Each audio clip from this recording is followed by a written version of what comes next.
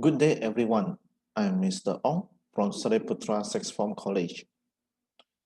Today, we would like to talk about the cyclic photophosphorylation. In previous lesson, we have learned the photosystem structure and the non-cyclic photophosphorylations. So today, we would like to talk about cyclic photophosphorylations, including the electron transport systems resulting in the production of ATP.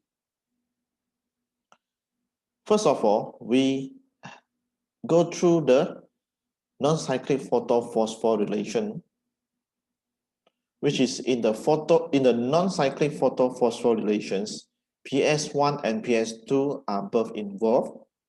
Photolysis of water, oxygen is involved, reduced NADPH is synthesized, and products can be used for the light independent reactions.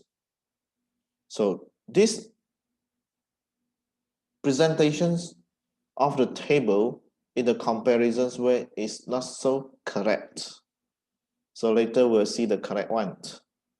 So in the cyclic photophosphorylation, when they compare to the non-cyclic photophosphorylations, only photosystem 1 is involved. Photolysis of water is not involved. So that's why water is not required. And oxygen is not produced. Reduced NADP is not synthesized. And in the cyclic photophosphorylations only produce additional ATP to meet the demand of cell. So in cyclic photophosphorylation, as the name is the cyclic, so you can see the photoactivated electrons from P700 in PS1, they are accepted by the primary electron acceptor, the iron sulfide, and then they flow to the transport to the ferredoxin and go to the cytochrome complex. Then after that to the plastocyanin, and at the end they enter the P700. So this is a cyclic electron flow. So that's why the name is cyclic photophosphorylations. So the pathway in the cyclic photophosphorylations is because the photoactivated electrons, they originated from the P700 in the PS1.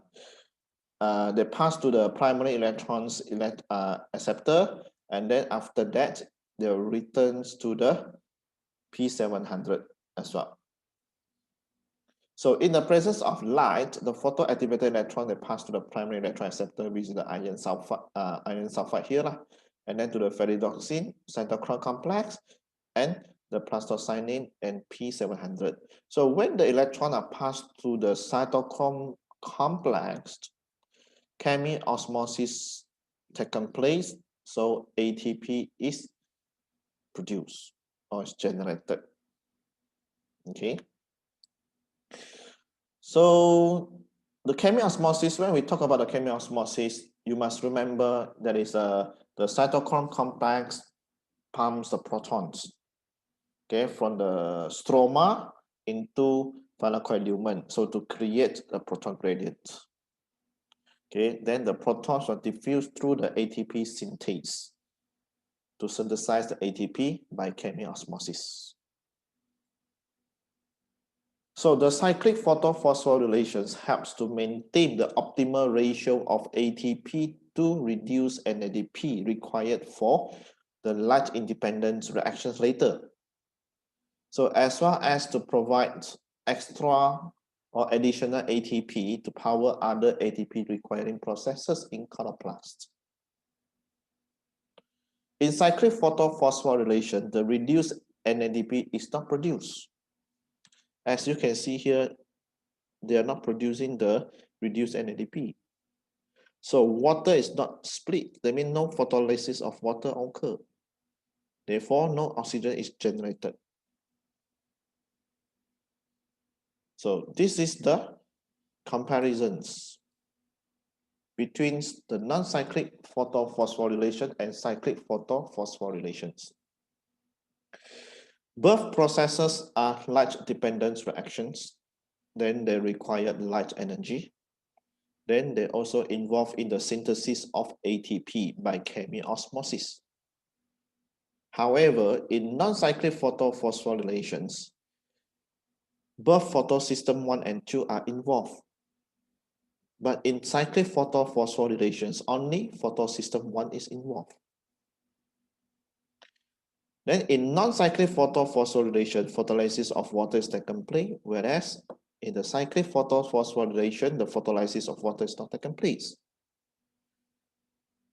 Then the oxygen is produced in non-cyclic photophosphorylations, and the oxygen is not produced in the cyclic photophosphorylations. Reduced NADP is synthesized in the non-cyclic photophosphorylation, but in cyclic photophosphorylation, the reduced NADP is not synthesized. Then the ATP and reduced ATPs produced in the non-cyclic photophosphorylations are used for the Kelvin cycle. But in the cyclic photophosphorylations, the additional ATP that produce is used for to meet the energy demands. So this is the way how to present the comparisons between the non-cyclic photophosphorylation and cyclic photophosphorylations in the table form. So the checklist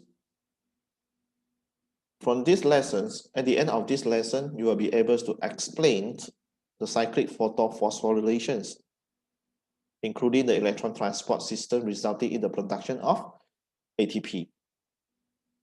So for the next lessons, we will talk about the light-independent reactions, which is the Kelvin cycle, as well as the light-independent reactions in C3 plants, C4 and CAM plants.